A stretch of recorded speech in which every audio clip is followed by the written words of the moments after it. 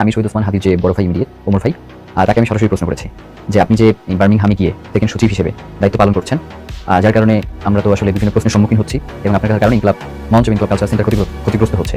তো সেই ব্যাপারে আপনার অভিব্যক্তি কি? উনি আমাদেরকে যেটা বলেছেন যে অন্তর্বর্তীকালীন সরকার তাকে উপদেষ্টা বানাতে চেয়েছেন, ঢাকাকে তাকে ইলেকশন করাতে চেয়েছেন, এই ধরনের বিভিন্ন অফার তাকে দেওয়া হয়েছে, কিন্তু এর মধ্যে তিনি তার নিরাপত্তার জন্য এই ছোট্ট অফারটি তিনি বেছে নিয়েছেন। আমাদের আপত্তির জায়গা ছিল যে জিনিসটা, সেটা হচ্ছে মানে শহীদ ওসমান হাদির পরিবারকে কোনোরূপ সাহায্য সহযোগিতার পূর্বেই ওমর ভাইকে যে সেটেল করে দেওয়ার ব্যাপারটা, এইটা নিয়ে আর আমাদেরকে বিভিন্ন প্রশ্নের উত্তর দিতে হয়েছে বিভিন্ন পাবলিক ওয়েতে, এখন আমাদেরকে দিতে হয়। তো আমি আসলে জানি না যে ওমর ভাই তার জায়গা থেকে যে জিনিসটা সবসময় বলবার চেষ্টা করেন, সেটা হচ্ছে তাকে হত্যা করা হতে পারে বা হচ্ছে তার নিরাপত্তার ঘাটতি রয়েছে। তো এইটা নিয়ে আসলে আমি আসলে এই ব্যাপারটা যদি পরিষ্কারভাবে বলি তাহলে এই ব্যাপারটা আমি এড়িয়ে যেতে চাই, কারণ এই ব্যাপারটাতে কথা বলবার কারণে গত আপনি হয়তো আমার বিয়েতে গিয়েছিলেন, তো তার ঠিক পরের দিনই শহীদ ওসমান হাদির যিনি বোন, ছোট বোন রয়েছেন, উনি আমার বাসায় আসলেন এবং উনি এসে আমাকে এক ধরনের জেরা করা শুরু করলেন যে শহীদ ওসমান হাদির যে বই, এই বই যে আমি ছাপিয়েছি, এই বই ছাপাতে কি আমাকে পারমিশন দিয়েছে বা এই টাকাগুলো কোথায়। তো আমি তাকে খুব স্পষ্ট করে বলেছি যে এটা সত্য, শহীদ ওসমান হাদির স্ত্রী আমাদেরকে দিয়েছেন এবং আমরা এখান থেকে যে লভ্যাংশ, সেই লভ্যাংশটা আমরা ফ্রিনেসের নামে ফিক্সড ডিপোজিট করে দিব। তো তারা এখানে আমাদের আপত্তি জানিয়েছেন যে তাদের মাও তো এটার একটা ভাগ পাবেন।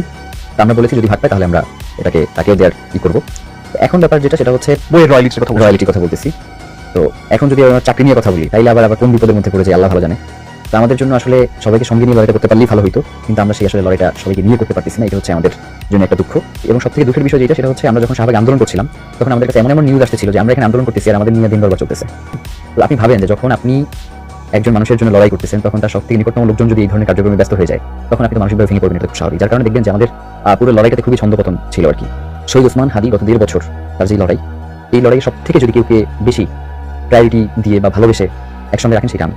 শহীদ ওসমান হাদির হত্যার বিচার নিশ্চিত না করা পর্যন্ত আমি আসলে এখান থেকে সরব না।